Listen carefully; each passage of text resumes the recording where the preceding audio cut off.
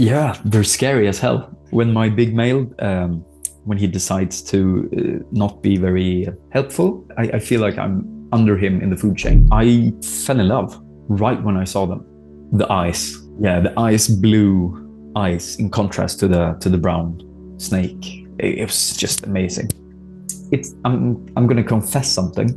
Welcome back to the Animals at Home podcast. My name is Dylan Perrin, and thank you so much for tuning in today. Today, I'm speaking with Jacop Frank, who is a reptile keeper out of Sweden, the first Swedish reptile keeper to be on the podcast, and he has the Instagram account Northern Reptiles. You may or may not already follow him. If you don't, please go follow him. He has a beautiful group of animals, and his enclosures are fantastic. In the episode, we discuss first we discuss the Swedish laws and some of the bylaws when it comes to enclosure size, something that in North America we're really not accustomed to having that regulated by the government. So that was a fascinating part of the conversation. And then we discuss the animals that he's actually keeping. He has a group of scrubs, a group of rough scale pythons, and a group of black-headed pythons. So I think many of your ears probably pricked up there because those are some animals, especially the blackheads and the roughies, are animals that you do not see a lot of. And so we discussed that, what it's like keeping that group of animals, and how he creates these fake rock backgrounds and uses iNaturalist to set the environments up properly. It's a fascinating conversation with somebody who's always approached herpetoculture from the point of trying to do the best for your animals. And I think that really shines throughout the entire episode. Enjoy the conversation. I will catch you after. Thank you very much to Liam from Reptiles and Research for editing the podcast. I'll see you guys after the episode. I think it goes without saying that ZooMed Laboratories is an absolute keystone brand when it comes to herpetoculture. They have been a staple in reptile lighting, heating, food, decor, and enclosures. And one of the coolest parts about ZooMed is they have a facility with over 1,500 animals, which means they're actually working with animals on a daily basis, developing products that are important to you and I. Later on in this episode, we're going to quickly discuss a ZooMed product that is specifically designed for tortoises. Well, Jacop, welcome to the podcast. Thank you for being here. Thanks for having me. I'm looking forward to this. I think I've been following you on Instagram, or we've been following each other for a long time. You're one of those accounts that I always see that's popped up, and I think we've communicated a little bit on there. You are the first Swedish person to be on the podcast. I've had a few Europeans, Germans, and I think one Danish individual, but you're the first Swede. So I'd love to know what's reptile keeping like in Sweden? Is it similar to what you might see in Germany, or is it a kind of a different feel? Oh no, it's way smaller than Germany. Okay. All of the serious Swedes, we go down to Germany or Holland. Gotcha. So it's quite small here, and it comes and goes in waves. But we're a small little family that sticks together. Which is it does kind of make it nice, right? You have a tight-knit group of people. Yeah. So how did you get introduced to it in the first place? To reptiles. Yes, yeah. I liked dinosaurs when I was young, like all the kids who didn't like cars. But I never stopped. So my grandma and my dad, they used to read me like bedtime stories, and it was the science books of dinosaurs, and then it quickly evolved into reptiles. And so they used to read, like science and scientific books as bedtime stories. So is there any sort of pet or reptile keeping regulations in Sweden? I know we've talked about like Norway and things, have some pretty tight regulations. What's it like there? We can keep basically anything. Okay. We don't have any species requirements, like stuff like that, but we have size requirements. Okay. Yeah. And that's for the enclosures have to be a certain size? Yes. So can you walk, because that's very foreign to many people, especially in North America, what that's like. And some of us talk about whether or not that is a good thing or a bad thing, or whether or not it actually works as far as regulating. So maybe we'll talk about what your opinions are on it in a second, but I'd love to know how it actually functions. It's not going well, I think. I mean, it's a good thing that they have it, but the people that sets the measurements and all the rules are not usually reptile keepers, or like old zoological people or stuff like that. It's very bureaucratic. Bureaucratic, yeah. Bureaucratic, thanks. Yeah. And so is it like, let's just say you go out and you buy a reptile. Do you have to reference some sort of government guide in order to figure out what size enclosure? Yes, we have like if it's arboreal lizard, for example, then you can go into and check into how do you say, Jordbruksverket. So it's like the people who set the measurements. Sure. Where you go and search all the information for, like, it's like a database for all that. Yeah. And then you can get the measurements. But they have a minimum height, and then we have a square meter kind of like size regulation thing. But it doesn't include backgrounds, it doesn't include branches, it doesn't include any stuff like that. Right. So it's just basically volume of the enclosure. Yeah, exactly. And then so is it sort of, is the length of the enclosure have to be the length of the snake, or is there some sort of standard that's obvious, or is it like the most insane one is an arboreal snakes that if they go up to 175 centimeters, they need a floor space of 1 square meter. So it's 1 times 1 meter and at least 1 meter high. But then it just says 175 centimeters plus. So I can keep a 5 meter long Simalia kinghorni, like massive scrubs, in a just cube. Gotcha. And it's fully legal. So yeah. So in practice, it's maybe not the best. And is there any sort of like regulation as far as that goes? Like, it's like, could somebody show up at your house and actually take a look at the enclosures and making sure the measurements are done proper, or is this just sort of an underlying threat that they say could happen but doesn't actually? Second one. Okay. Yeah, they say it can happen, but I've never been checked. It's usually if there is a concern of illegal activities, like imports and exports and stuff like that, or they're keeping like major crocodiles in the apartment. And gotcha. Yeah. So species wise, you can keep anything. It's just it does come down to these like minimum requirements, which sound like that's a good idea on paper, but then it always comes down to the people who are creating the rules and how well of an understanding they actually have of the animals that they're regulating. But there is actually an ongoing process now to look it over. So the things that I say now probably won't be accurate in a few weeks' time. Okay, interesting. Yeah. And so you had this fascination with reptiles, and you're in a kind of a country with a relatively small reptile community. What was your first introduction to keeping? I grew up in a place called Västerås. It's like in the middle of the country, and there was this zoo shop called Suhu, and there was this guy there called Niklas, and I went to him and asked like everything, all the weird questions. The weird kid that always comes around and asks you everything. I was him, and he helped me. He was my first mentor, and he opened the enclosures to the green iguanas. So I got to meet those. I took a delivery of Nile monitors. Wow, and some big animals. Yeah, I was like 10, 11 years old. So it was an experience. And is that where you ended up buying your first pet reptile to bring home, or? Yes, I got my first leopard gecko from him. Okay. Yeah. And so that's how it started.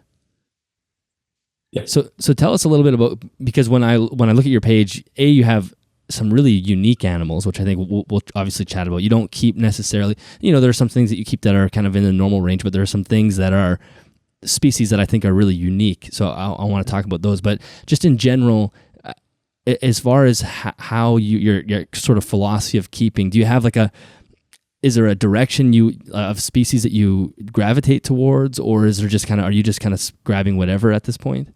No, I love Australia. Okay. I've always loved Australia. I love the country. I love the people. I love the animals, everything. And then I expanded up to Indonesia because I fell in love with the scrubs. Right. Yeah. But that's my little area, the oceanic kind of part of the world. Sure. So why don't you list off some of the species that you're working with right now? Right now, I've cut down quite a lot because I want to focus on big, nice enclosures and give the animals like the best life they can have. So I don't keep a massive collection anymore, but I used to. But there are some flaws in that. Mm-hmm. So right now I keep a pair of rough-scaled pythons, a pair of blackheaded pythons, a pair of Sorong locality scrubs, and a pair of Oxebill locality scrubs. Okay. That's it. So 8 snakes.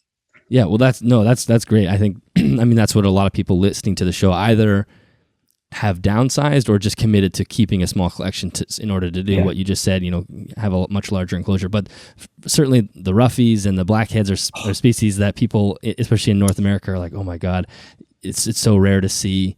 Yeah. Are those dream species for you? Yes. I saw the blackheads for the first time when I was like 15, 16, I think. And then in Sweden, they cost like $6,000 a pair. Oh my God. And so I couldn't afford them. But then a few years ago, they were down to like $800. So it was reasonable. Yes. Then it was still very cheap. Yeah. But I seized the opportunity and I've never regretted it once. So tell us about working with that species. What is it like? I mean, I know they have kind of a reputation of being a little bitey or food aggressive. Mine aren't. I've heard that too. Okay. Mine are amazing. I love them. They're like little puppy dogs. Really? Wow. They're insane. They're so nice. It's so funny how I think it's a problem with when species are less common is they, a couple of people work with them and then these like weird myths pop up and then they have this reputation of being bitey and they're not. Exactly. I mean, the scrubs they live up to the reputation, but not the blackheads. They're super nice. Can you tell us about the setup you have the blackheads in? Right now my small male is in 150 centimeters times 60 times 60, the deep substrate of cocoa husk and sand. And I build all of my hides. So how do you make the hides? I make them out of like how you make backgrounds, like styrofoam, tile adhesive, and then I paint with acrylic paints. Yeah, anyone who's seen your page can see like these real natural looking rock formations and whatnot, and that's all done by hand. Yeah, all by me. That's awesome. I'm experimenting a little bit with how we go into like iNaturalist and check how the animals live in the wild. Then you can adapt the hides. Because I made the hide at the enter. They enter it from the top. So it's like a burrow that they dig down into. And I fill it up with substrate. So they have to dig and get it out. Yeah, that's cool. Yeah. Because I guess they're fairly fossorial species, right? They will dig in the wild or move sand, just sort of like the womas will as well. Are you able to get them to do that in captivity? Yes. I actually have a film of my female digging. Oh, that's so cool. So I'm filling up the hides that they love so they actually can go out and dig it out again. So that's amazing. And as far as keeping that species goes, is there anything that you picked up along the way that if somebody else is keeping them that you think is a good tip as far as keeping them healthy or keeping them enriched? Never keep them in racks. Don't keep any snakes in racks. That's my opinion. But they are a lot more like colubrids than pythons in their behavior. So they're digging, climbing, exploring. So they need it just because they go as a fossorial species. It doesn't mean they only dig. Right. So give them some height. Yeah. So you find them climbing. Are they active during the day at all, or is it mostly a nocturnal? Oh, during the day too. They're mostly nocturnal or diurnal. Oh, diurnal. Okay. Yeah, but they are active more or less all the time. Wow. Yeah, and it's such a beautiful looking animal. I mean, like just the blackness, the starkness of how black their head is against this, like, this sort of paler body is incredible. Yeah. Oh, they're insane. And are they garbage disposals? That's the other thing I've heard that they eat real well. Anything. Okay. Anything I put into the enclosure. They would eat hot dogs if I fed them. That's amazing. And so do you have plans you have a pair? Do you have a goal of breeding? Yes, I'm going to try it this year, this season. Have you tried it all? Is this the first attempt? No, I tried last year, but that didn't work. So I'll try again this year. Did they lock up, but you didn't get eggs or? They didn't even lock up. Okay. They were just curious and because they are Ophiophagus. They eat other snakes, cannibalistic. I didn't want to leave them in the enclosure because it's going to be quite an expensive lunch. Yeah. It could be. Exactly. I didn't want to risk it. Is there quite a size difference? Are the males smaller? This one is. Okay. my male is quite smaller than the female. So There's a yeah, risk. there is. So are you going to do anything different? Like, do you think it's just maturity, like older maturity, hopefully we'll get them to lock up, or is there anything seasonal wise or climate wise that you've done to promote that? Yeah, I think I'm gonna try a little drop in the thermal. What do you call it? Thermogradient. Yeah, thermal gradient. Thermometer. Yeah, it's Yeah, like temperature. yeah, temperature. Yeah. Thanks. Yeah. So yeah, just So a little. through the winter, you'll let it cool off a little bit. Yes, I'll try that. I didn't do that last year. So. Yeah. Well, Yeah. good luck with that project. I think that'll be amazing to get a good clutch out of them. That would be incredible. Thanks. And what about the rough scale pythons? That's another just kind of mythical animal for us over here, especially. You just don't see a lot of them. Yeah. Tell me about what drew you to that species and why you decided to pull the trigger on them. Oof, I fell in love right when I saw them. I used to be a big Morelia guy, so I kept a lot of carpet pythons. And I didn't like the viridis, the green tree python, because they're so boring. They don't do anything. Mm. It's like a nice painting, but they're quite unique. And no, but I didn't. No, not for me. And then I saw the carinatas. There was actually from a Swedish breeder called Ola down in Skåne. And then I asked him, it's like, what is this? And can I get one? And he was like, yeah, sure, no problem. So I drove down. It was like a 7-hour drive one way. Oh my God. Drove down. I got it. And then I fell in love right away. Did you buy a pair? No, he only had one female left. Oh, okay. Yeah. And then I had to go to Wouter in Holland to get the male. Gotcha. Yeah. So what drew you to them? Because I think a lot of the reasons why they're so sought after here is the rarity, but they do have a, Morelia kind of body structure, their head, their pattern sort of looks like it. But then you would also say that their color is almost just more dampened down, more like a brown or a tan. So as far as like being attracted to them right away, yeah, like a matte brown. So was there something specific that you're like, that's like a brown snake that I need to have? The eyes. The eyes, okay. Yeah, the ice blue eyes in contrast to the brown snake. It was just amazing. And cool. I'm going to confess something, and it's kind of nice not to have all the stuff that everyone else has. I like to niche into something that is not as common. So yeah, I like that. I like the rarity. I like how they behave. I like that you can't really look up. I have to make my own reports and studies, and because there is not much information about them. Right. So we're a small little community, little group on Facebook, sharing information. It's like, why do you do this? Why do you do that? What is working? What is not? And yeah, it's pretty cool. There's like an allure to the being on the cutting edge of working with a species. I'm sure that makes it exciting. Yes. And hopefully I can help future keepers and breeders and stuff like that with my research. 2 questions. One question's escaping, but it'll come back. But as far as the roughness of the scales, does it feel quite a bit different than a normal, like a jungle carpet python or other Morelia? Yeah. Yeah. It feels like, not like sandpaper, but not like scales, but somewhere in between. They're really rough. It's a good name they came up with them. Yeah. Exactly. Yeah, it's kind of self-explanatory. Yeah. And then, the other question was, so you had mentioned, the green trees are pretty static, which is true. They're relatively inactive species. Are the roughies quite active? Are they out and about a lot? They're a bit more active than the green trees. Okay. But they're called a rock chondro. So they're quite similar in a lot of ways. Very ambushy, chilling in the crevices of the background. But yeah. Because you set up a pretty cool. Can you kind of give the listeners a little bit of a visual of the enclosures that they're in? Oh, I love it. It's my finest work. It's a beautiful setup. Tell us the size, and then tell us kind of the layout. It is 150 centimeters wide, 120 centimeters tall, and 60 centimeters deep. So I had this plan.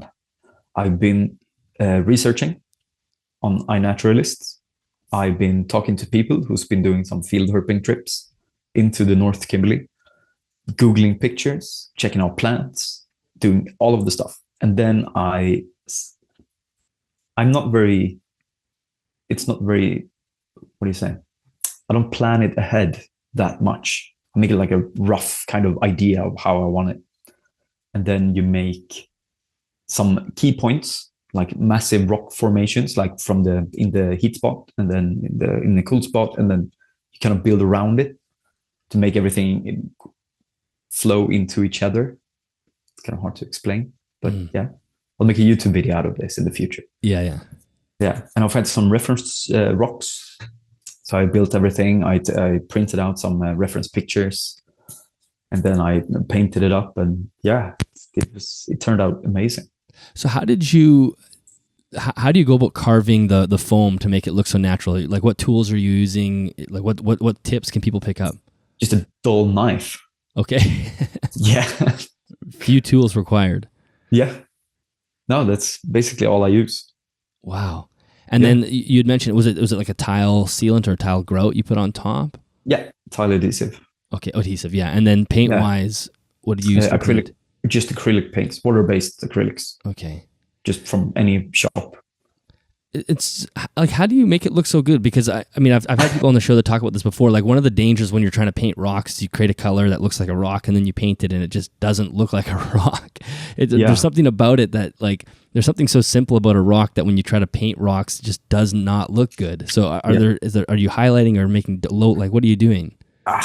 I'm doing the basics like everyone does. I'm doing like a dark base, and then I'm going over. I found these acrylic spray paints instead of painting like from a spray can that a lot of people does. But then I layered it. So I paint some bright, and then I paint some dark over it to get it's kind of like different effects. And then I don't know. It just came out. Yeah, just try it. Did you record yourself do it at all? Yeah, I'm trying. I know it's hard. Yeah. But I gotta try. I'm building. I'm setting up a massive enclosure for my scrub python, my big surround boy. So I'll try to make a video out of that. Yeah, I'm sure people would love to see that, because I mean, you can appreciate it when you see pictures and whatnot on Instagram, but it's always cool to see the process that goes behind it. So did the rough scale pythons act quite naturally in that setup with the kind of the rock shelving that you've set up? Yes.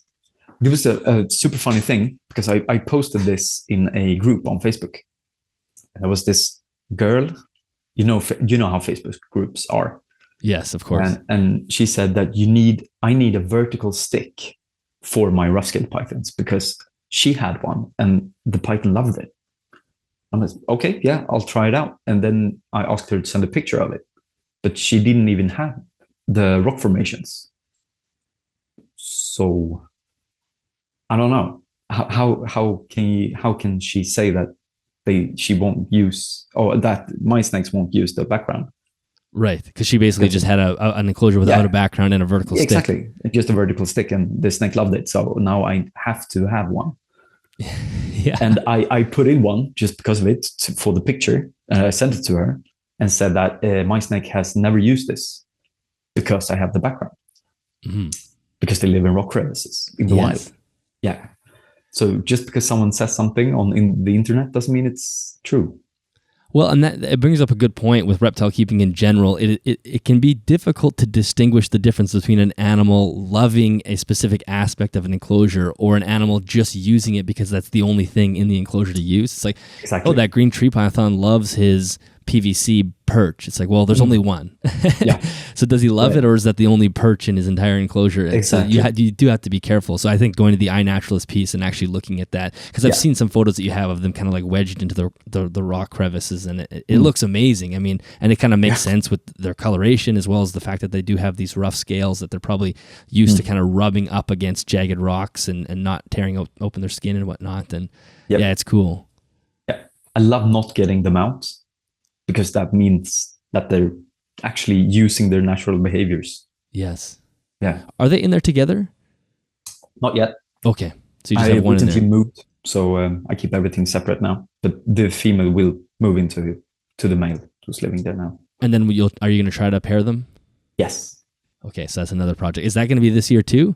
Yes. Oh my gosh, you're going to be busy. Oh, I hope. Hopefully, yeah. Hopefully. Cool. Yeah, that is a plan. You've definitely done a great job with them. So hopefully, like I'm sure they're not super challenging to breed. I mean, not much more than most Morelia. So hopefully you have some success probably there. not. Yeah. I'm actually fine with not breeding though. I just want to be a good keeper to Yes. like see the snakes doing what they're supposed to be, have some healthy, amazing animals. But if I breed it, it would be nice to get something back. Of course, yeah. And then you can share that with the community. Yeah, exactly. Are you using, like, what about for equipment wise, lighting? Are you using misting or fogging or anything like that on your enclosures? No misting. I like the old school. Hand mister. Train myself to be there and, interact with the animals. There's a good way to do some checkups and stuff as well. Lighting, I usually mainly use LED or LEDs. Yeah. Get some good visual light. Yeah, exactly. And then basking, are you using like halogen or a heat bulb for those animals? Yeah, heat bulbs with UVA. Okay. Yeah. Do you use any form of like heat tape or anything like that, like the kind of old school? No heat tape. All lighting. Yeah. Cool. Because that's the sun doesn't come from under the ground, so it doesn't make any sense. Yeah. You can do it. You can have some heat mat to make a little hot hide kind of thing, but that's not to heat up the whole enclosure. It doesn't make sense. Yeah. And it's so much easier to heat an enclosure with a light bulb. I mean, when you're talking about trying to create a hot side of an enclosure, especially if you have enough space, like you just put a bulb up there and then you have this like nice column of heat coming down from the top, where with the heat tape, you can find millions of people on like forums and Facebook trying to figure out how to make their ambient temperature warmer with heat tape or heat mat. And it's not going to happen. You can't make the little warm floors, not going to heat up the whole side. Exactly. So tell me about the scrubs, because you said you had this Australian obsession with snakes, and I'm guessing somehow scrubs came into the picture later. What was your first experience with them, and then what drew you to them? Because that's a commitment, because that's a big animal. Yeah, they're scary as hell. Yeah. Yeah. When my big male, when he decides to not be very helpful, if you can say it like that, I feel like I'm under him in the food chain. Yeah. like beneath him, because the way they're so intelligent and the way that they stare into you, usually with snakes, you can go like wave your hand over here, and then they will follow the hand. But the scrubs kind of lock on into you. They just see you waving your hand. Exactly. It's like, what are you doing? I'm going to bite your face off. But it was actually my brother who got the first scrub. We've been like helping out each other for many years, and he got the first one. And I was like, no, I'm not going to get a big snake like that. I'm a Morelia guy. And then he couldn't keep it anymore. So I was like, yeah, but I can get one. I get a female for your boy, no problem. And then I fell in love with the female, and then I got the male from him, and then I fell in love with them because they're so like interactive and they're incredible. They are a really beautiful group of species. I mean, you look at their pattern, their pattern and their coloration, and it's just sort of jaw dropping in a lot of ways. They are. They have some amazing behavior, and the scrub community is also very helpful. That's interesting. Yeah. I wonder why that's one sector of our hobby that hasn't been poisoned by exactly keyboard people. Yep.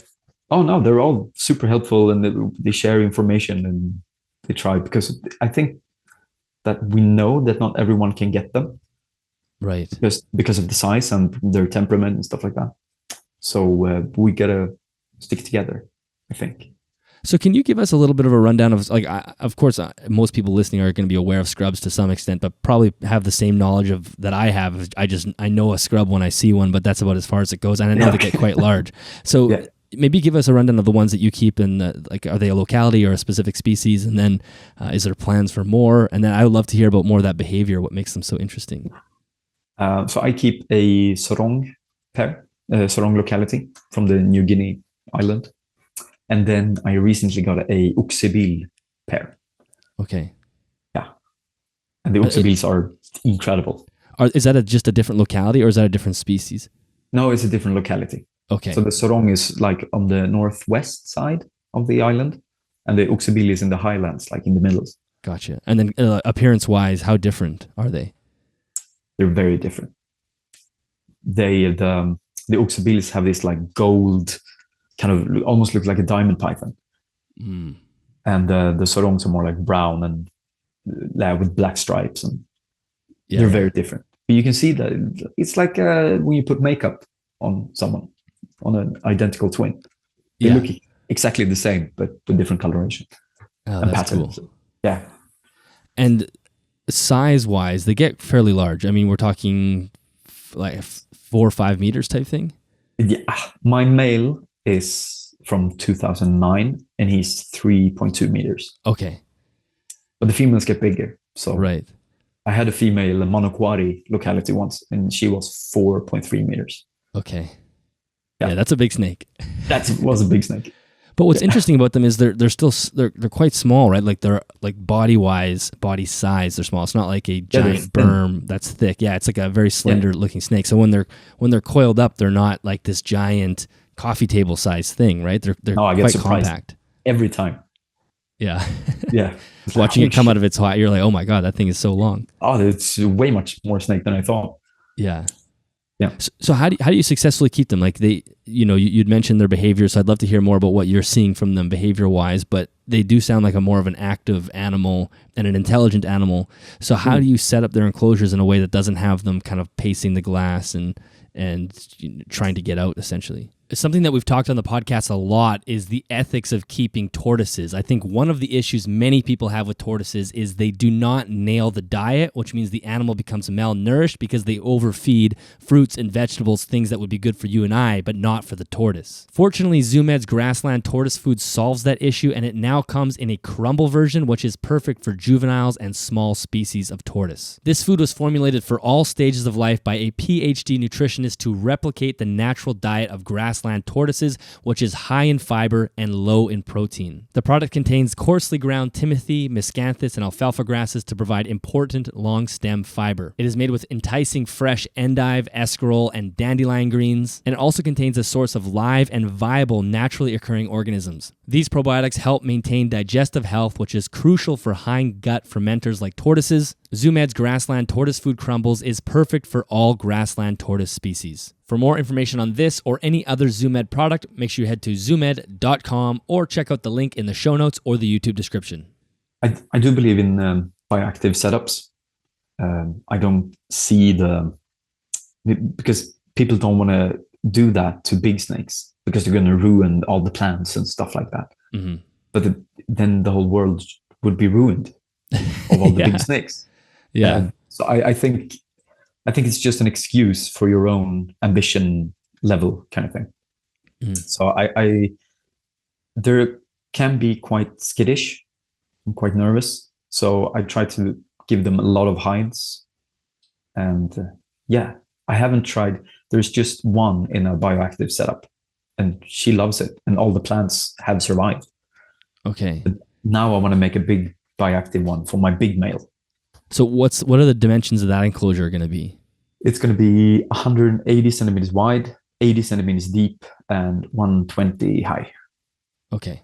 Yeah. So I had to cut it down a bit because I moved into a smaller place. Right. But in the future, she's going to get like a 2.2 by 2 meters kind of massive jungle room thing. Yeah. Yeah. And so when you're working with them, is there any point in time where you have to remove them from their enclosures, or are they kind of? You do have to remove them. Yeah. So how do you work with them? You have a hook, or are they trying to get you all the time? Yeah, every single time.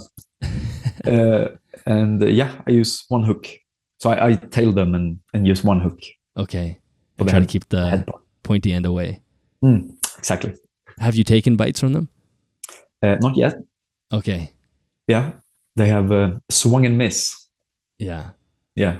That's cool. And as far as food, are you mostly sticking with rodents or do you mix it up? I mix it up as much as I can. Okay.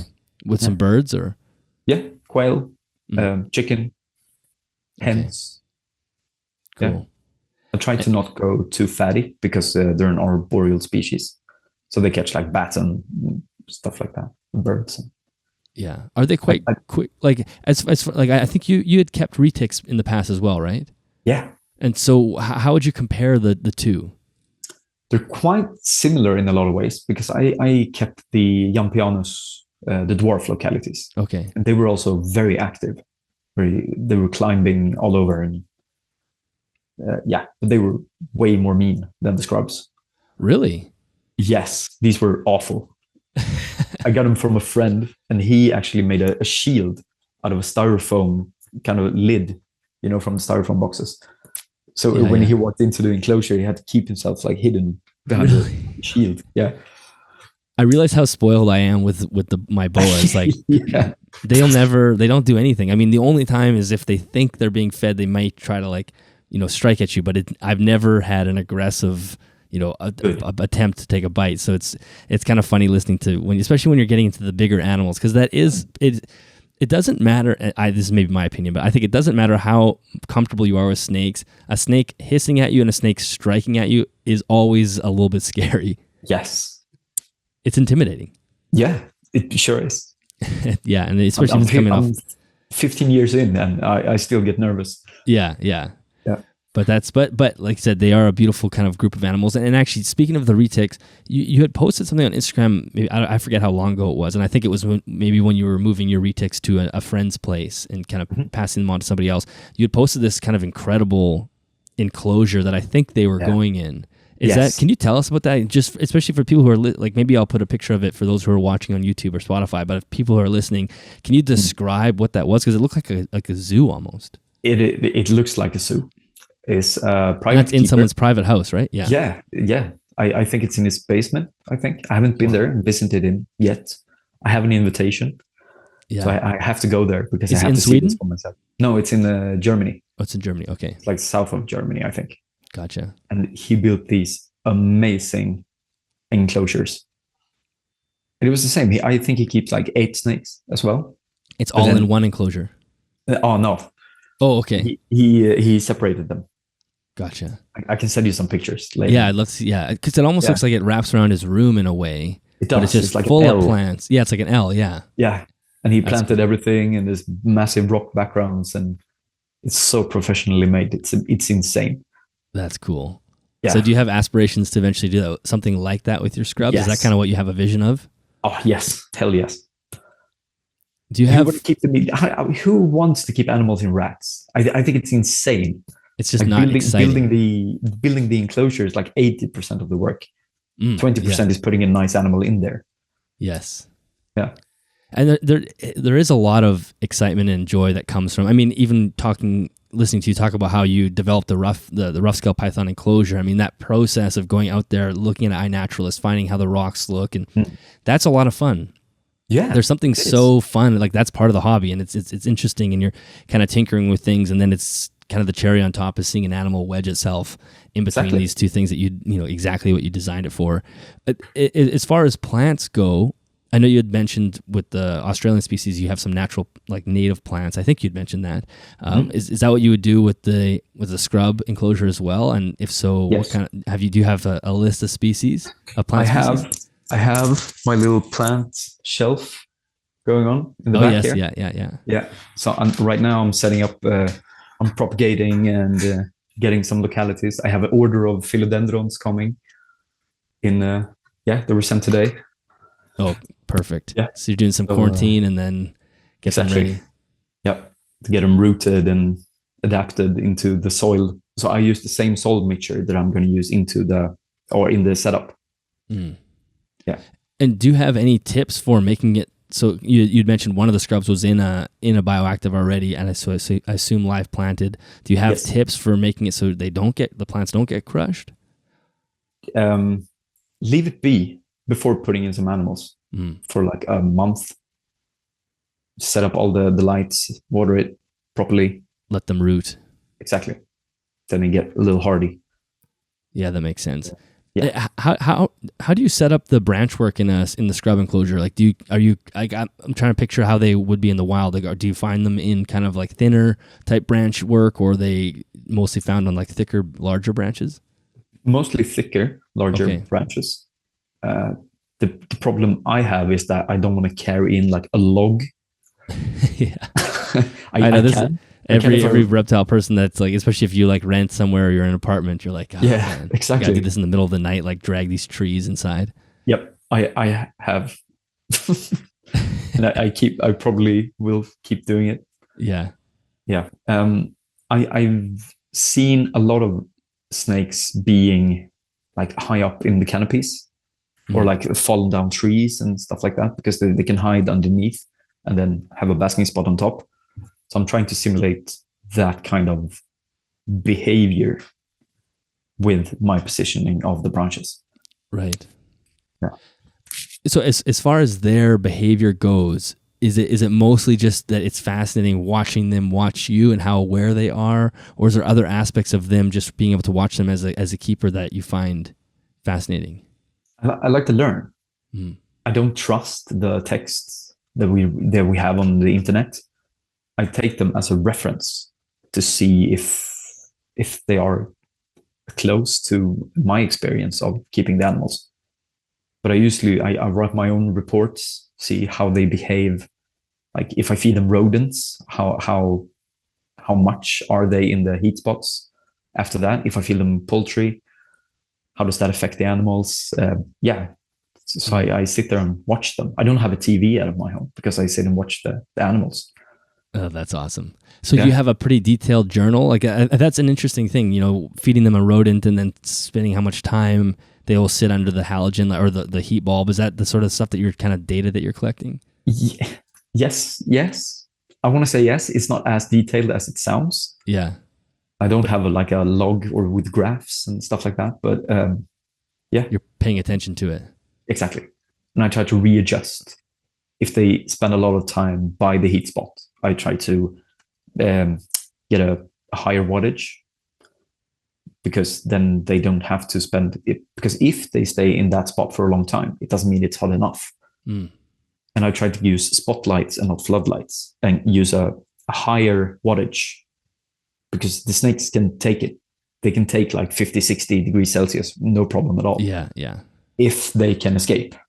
Right. And that's why you need a big enclosure because they are thermoregulating. Yes. Yeah, it's funny the way those temperatures would become very worried, and I sort of get it because I think it comes back to the days of using heat tape and whatnot, and you don't want to put your temp gun down and see a temperature into like the 60s or something. But if you go, and I always say this, if you go outside on a hot sunny day and you measure the temperature of the grass or the parking lot or something, it's gonna be up there in the 50s, and you can put your hand on it. Yeah, asphalt easily into the 60s, 70s. You put your hand on it, it's actually not that hot. It's your body can handle that. Like you said, their skin can handle it. It's not going to melt them because it's not that hot. It's just the fact that they need to be able to get away from it is the key. Yeah, and it's the same with cooling. I don't use any ambient heat at night because when I grew up, it was going to be 25 degrees in the cool spot, and they need a heat spot at 32 degrees Celsius. That was it. Regarding the species or anything, if it's a snake or lizard, or it didn't matter. It's just catch all, yeah. Yeah, exactly. And now when you can actually follow and see people doing research in the wild, doing field herping, they have seen animals being out hunting in like 13 degrees Celsius. Yeah, especially with the roughies. They were out hunting at night, and if I remember correctly, it was 13 degrees. Yeah, I'm not surprised by that. And you think in the hobby, that's a death sentence for some of those animals, but you realize that's just what they deal with. Yeah, exactly. I mean, and I don't use a food schedule as well because I don't see the point. So sometimes it can take a few months before I feed my animals. Yeah. And sometimes I do it regularly, like 2 times a week, just to get a little, so they don't think it's like every Tuesday at 1. Yes, yeah. It's feeding time. Well, and I find too I have one Morelia, my jungle carpet python, but I find when I feed him, I'll feed him in a spot, and then he'll sit in that spot for like 3 weeks waiting for food to happen there again. It's like he's very like that. It's that ambush kind of predator where where they struck gold last time, they're just going to commit to that spot. Yep. And if I continued to just feed him every 3 weeks or something, he would probably never move. He'd probably never leave that spot, because to him, it's like it's not worth risking going to explore until you're definitely sure that another rat's not going to crawl out that hole. So I sort of wait until I start to see a lot more movement and him trying to be in an ambush position in other parts of the enclosure, because they're just going to continuously. So yeah, it's so key to kind of throw out some of that and just watch your animals. Exactly. Mm. Now, do you still keep? I forget if you had mentioned this when you had listed up the animals that you keep. But you had the Bismarck pythons. I forget their Latin name. Bothrochilus boa. Right, that's right. Do you still have them? No, I don't. No, unfortunately, because I miss them a lot. So maybe can people will probably be familiar. I think the common name is Bismarck ringed python or ringed whatever it is. Maybe just give people a visual of what that looks like, and then tell us about your keeping experience, and then we'll get to kind of maybe why you've moved them on. They were. I got an offer from a friend who kept them, and he was like, "I'm not going to keep snakes anymore. I'm going to focus on lizards. Do you want these? Get them for a good price." I didn't even know what they was. More or less, I've seen that in pictures. I was like, hell yeah, of course I want these. They're super cool. And then I fell in love with them right away because they're so mean. And are they mean? They're super mean. They're insane. But they're quite small. Everything, yeah. So it doesn't hurt at all. But they're so aggressive, and it's like they stand up for themselves. It's not like they bite and they run away. They're like, this is my house. Yeah. And I love that. I love the attitude. And then they look incredible, so unique from any other python species because of the iridescence, and the scales are super smooth. They're fossorial. They dig, but they climb, and they're almost like a milk snake. Like there's just like very stark black and orange bars going down their body. And as they get older, does that stay the same? No, they get a bit more dull. Okay, but they have doing this line breeding thing of highly colored parents. So it's actually getting better and better. So they can keep a lot of the coloration that they have as young. Yeah, because it's a pretty stunning animal. Oh, and so like Halloween candy. Yeah, exactly. Yeah, they are a Halloween snake. And what made you eventually decide to move on from them, and then why do you regret not having them anymore? I don't remember if it was if I was moving or if there was a girl. Yeah, one of those. Yeah. And then I had a group of, I think it was a 2.2 group, and they moved down to a friend in Skåne, south of Sweden. Okay. And And you still wish you had them? Is it mostly because you wish that what they like seeing them visually because they're so striking, or you just enjoyed working with them? Both. And the setups. I love the setups because you can keep them quite long and not as high. And then all the sphagnum moss and all the plants and everything. It was like a forest floor kind of setup. Yeah, because they are a very fossorial species. Exactly. That's so cool. It was everything. I liked them. And we actually bonded quite a bit, so they didn't want to kill me every single time. And so we made some progress, and then I had to let them go. Yeah, they are cool. That's another species that you just do not see much of out there. No. There are a few people that work with them, but not a ton. Yeah, I will probably get some more in the future. Now, are you only a snake guy, or can you foresee yourself getting into keeping lizards? And obviously you had kept lizards in the past, starting with leopard geckos and whatnot, but are there things on your list that you want to eventually try? No, I've tried. I got back into lizards. I had these impulses and tried, again. It's like, now is a good time in my life to get some lizards. But I don't find the passion going all the way for me to do a good work with them. Mm-hmm. So I've decided not to. Yeah. Because I don't want to buy them and then sell them like in a few months. What were some of the things that you tried working with? I had some Egernia, Stokesi, some Gigi skinks, I think they're called. Yeah. Some Australian water dragons. I used to keep some blue tree monitors. See, those are some big money, big ticket lizards. Yeah. I mean, I had to try. I had to make it cool to get the experience. But I mean, and they didn't do it for you. No. That's interesting. See, and that's a really important thing. Is like as cool as a blue tree monitor is, it's not for everybody. No. Like it's one of those things where like, yeah, it's going to look amazing on National Geographic cover. Some people do amazing work with them, Yep. but as cool as it is, somebody, for me, like that's why I love my snakes. Everything's a little slower paced. And that's what I appreciate about snakes. It's like lizards are they're super active. Even a very active snake is a lot less active than something like a monitor. Yeah. And, I'm not feeding them every day. And it's just, for me, it works better for my lifestyle. So it is good to be able to try those things and realize like, hey, this is going to be better in someone else's hands. Exactly. That was exactly what happens. Do you have other snakes on your list? I mean, right now you said you're kind of focusing on keeping the larger enclosures, but I'm sure there are things that you want. Yeah, if there was a pair of Timor pythons coming in, I wouldn't complain too much. Or You'd make room. Yeah, exactly. I'll sleep on. I get what do you call them? A bed that you keep them up. Yeah, Loft bed. Loft Yeah, bed. Bunk bed. or Yeah, loft bed. Yeah. exactly. Or a pair of Boelens. I wouldn't mind that as well. Yeah. But I think I'm just gonna give it to myself as a present when I'm 40.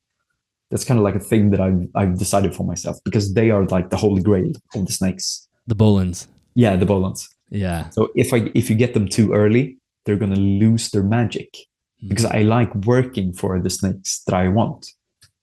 Yeah. I like to save up the money, build the enclosure, do the research, so they can actually come into a forever home. Yeah. Not just get it because. It's such a good point. Like it is good to have that species on a pedestal in a way, like a dream species, because it is pretty easy to pretty much get whatever you want.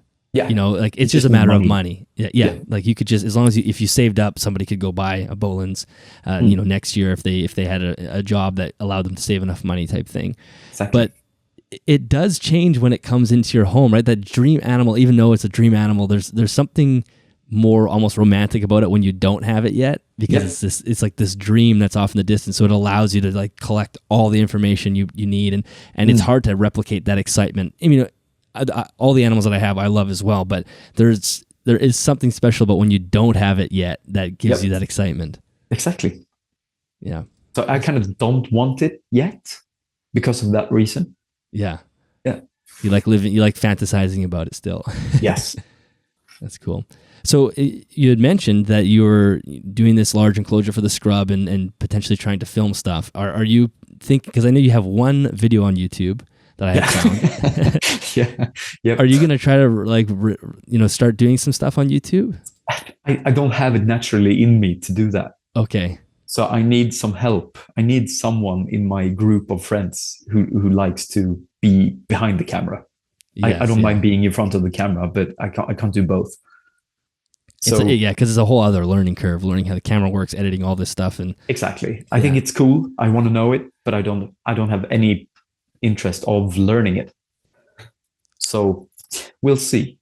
Yeah, you need a buddy to come over and film you working. Yes. I think it would be cool because it's nice to see. I talk about this all the time, but the American side of the hobby is very dominant when it comes to the content we see online. Yeah. And it is, when you type in reptile keeping on YouTube, you're 9 times out of 10 going to talk or see videos from American keepers. There's nothing wrong with that, but it is nice to diversify a little bit and get some other people out there and see some connections. We do it a little bit better here in Europe. Yeah. So that's why I wonder, like, did you ever have an allure of keeping snakes in a rack or a sterile system like that? Or was that never even really an option just because of the way the regulations are and that it was just a foreign concept? I don't see the reason. Yeah. I'm in a way, I understand the big breeders kind of mentality thing of why they do it, because someone had to breed the snakes for us to be able to keep them in our nice setups. But I think it's an excuse as well, because you can keep and breed animals in big, nice setups. Yeah. And just, It's So just do you have a plan, like for like, so obviously you're going to put your money where your mouth is because you're going to be doing this and you're going to be working with animals in full setups. Are you going to put the babies in grow out tubs, or do you have a plan for them as far as, working with these tiny babies, getting them started? What's your plan there? there's there's I'm gonna try to see how I'm gonna say this correctly, but there is some there. I can accept keeping babies in racks Mm-hmm. because to get them feeding, like the blackheads, for example, they are known for being quite annoying to get started feeding and stuff. Yeah. And like that. But so that's a point where I can think it would be okay to keep them in racks. But as soon as I can, I want to keep them because you build up an immune system when you keep them in with some bacteria, with leaf litter and stuff. So you get healthier animals. Yeah. So you'll kind of prioritize getting them going, starting, and then moving them on to as soon as they eat. Yeah, they're going into bioactive setups. And then will you hold on to babies for a while, or will you try to sell them to the community, people that that would want them? That's my biggest issue, I think. Because have you seen baby roughies? No. Oh, they're the cutest snake there is. Oh, you're never gonna get rid of them. No, that's the thing. It's like you're a holdback, you're a holdback, you're a holdback. Yeah. And then I'm gonna probably realize my mistake quite fast. But yeah. Well, hopefully you have some good friends in the community that want them, and then you can sell them to people that they're going to go to good homes. Yeah. Oh, I'm never going to sell animals to someone who I know won't give them a great home. Yeah. I don't do this for the money. No. Just the enjoyment. And then, yes. So getting back to the blackheads for a second, I assume that they're lizard eaters when they're young in the wild. Maybe that's wrong. So do you have a plan? Like, you don't have any lizards in your collection. You hear people with trying to get lizard eaters started, whether they're scenting pinkies with lizards and things like that, or feeding them feeder lizards. What's your plan there? That is the plan. Okay. So will you pick up lizards to use as a scent? Like, are you going to just pick yourself up a collection of some lizard to have? Yeah. Some geckos or something. Okay. Yeah. I've heard some gruesome stories to make a gecko smoothie. Oh, yeah. Yeah. Yeah. But you do what you have to do for the animals, right? Yeah, I know. There's so many stories with that. I remember you hear people just doing crazy things to the prey, and you have this moment of realization. You're like, wow, I'm like dissecting an animal here, or like blending it, and you don't even really realize it until it's actually happening. You're like, this is actually kind of sick when I think about it, but you're trying to help this animal. So yeah, you have to come up with some different smoothies or scenting, and hopefully it goes well, and it's not something you have to do very often. Hopefully. Now, when you're feeding your adults, like in the wild, I don't know, I haven't seen like gut content studies or anything. Are they eating mostly lizards as adults in the wild as well? Yeah, I actually heard of a guy not long ago who found a roadkill of black-headed python. And they found 12 bearded dragons in its belly. Wow. Yeah. So they're very active. They're moving across like big areas, and then they eat only reptiles, and they eat like quite frequently.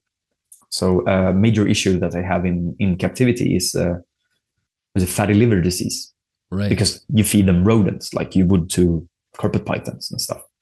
So I usually feed mine poultry, like day-old chickens. Even if they're big, I feed them chickens like every now and then. Okay. Like every second day or third day. Really? Okay, so it's the smaller meals. You're obviously less fat dealing with a chicken rather than a rat. So you don't feed any rodents to them? Sometimes. Okay. I feed the female a bit more rodents than the male because she needs to get up some more size because she's going to be carrying eggs in the future, hopefully. Right. But not as much as I would to other species. Yeah. Yeah, that's the problem with lizard eaters or reptile eaters in general is there's no... Reptiles... Of course, they do breed easy, but they don't breed like rats. They don't, and even chickens. I mean, you can get chickens breed pretty easily, or any birds. You'll have a larger clutch size or whatever.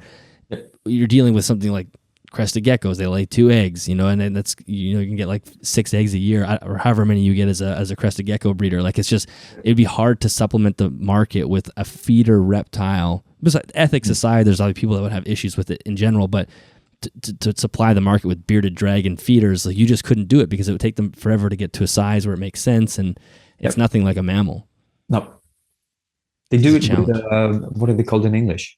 Lugubris little geckos. They can breed with themselves. Oh yeah, the morning geckos. Morning geckos. Yes, yeah. So that's a good option if you're feeding a smaller animal that eats lizards. Exactly. They're so tiny. Yeah. Yeah. Or the same with anoles. Right. That's actually quite big as a feeder lizard. Yeah, exactly. I've heard. Yeah. I've seen them come in or used as, freeze them and use them as feeders as well. So cool. Well, Jacop, this was a fantastic conversation. I'm just, like I said, I'm so excited to have someone else from Europe, a different place, to kind of bring us in. And it's always nice to listen to somebody who's grown up in an area where at least the size standards are somewhat implicit with keeping. Like you said, they're not really regulated, and a lot of them don't make sense, but you do approach keeping from a different way because of that, I think. And I think it just shows with the work that you do and the style of enclosures and whatnot. So is there anything else you wanted to say before we officially wrap up? I had this conversation with the guy. We were talking about this minimalistic setups kind of thing. And the snakes doesn't know if the perch is made out of wood or if it's made of PVC. That was his argument. So that's why he could keep a minimalistic setup. But then I thought of the question, like, if your goal and your ambition is to make the bare minimum for the animals, then I don't see the winning on that side. Like, why not just make it nice and have a higher ambition for your animals? Why is it that the bare minimum is your ambition? Yes. So that's to all of you guys. Listen. Yeah. It's a great point. I mean, it's sort of funny the way that is, because you do hear that all the time. Oh, the snake doesn't care if it's a plastic, pipe perch or an actual wood perch. It's like, well, how do you know? Exactly. Like, there's no real way to know that. I mean, you could see that the animal's using the perch, but maybe they actually appreciate having the rough texture of a natural bark branch to shed against and things like that. Yep. And I think there are things that you could have in your enclosure that maybe don't benefit the animal, but do benefit the keeper just because there's an aesthetic to it and it looks nicer. Of course. But again, it's like a real hard thing to tell. Like, the animal may actually also appreciate it as well. So like you said, it is a strange starting place to just start from the bare minimum and then argue from that position. It's kind of a bizarre. I think so. Yeah. Awesome. Well, Jacop, thank you so much. Can you let everybody know where they can find you online? I'm Northern Reptiles on Instagram, on Facebook, on YouTube, but I only have the one with video. Yeah, so go check out that video, and then maybe go subscribe just in case Jacop decides to go and make a couple videos. I mean, even if you did a couple with the scrubs, I think that would be really popular. So I'll make sure that the Instagram and Facebook and whatnot are in the show notes. And until, thank you so much, Jacop. This was a blast chatting with you. And like I said, it's always interesting hearing about some other perspectives. So thank you. Yeah, it's been great being here. All right, that is the end of that episode. Jacop, thank you so much for being a guest on the podcast. I can't wait to hear about how your breeding projects develop, and hopefully we can convince you to make some YouTube videos, because I think it would be really helpful to keepers to actually see how you create those environments, and not to mention the animals that you keep are beautiful as well, so there's really no reason to not have those on camera. But in the meantime, please go follow Jacop at Northern Reptiles. Again, all of that is in the show notes and the link or the description on YouTube. It is an account that is absolutely worth following. Thank you for listening to the podcast. I hope you enjoyed it. You can jump in the comments on either Spotify or YouTube to let us know your thoughts. Thank you to everyone over on Patreon for supporting the show. You can find us over at patreon.com/animalsathome. And I think that is it for this week, everybody. I will catch you in the next episode.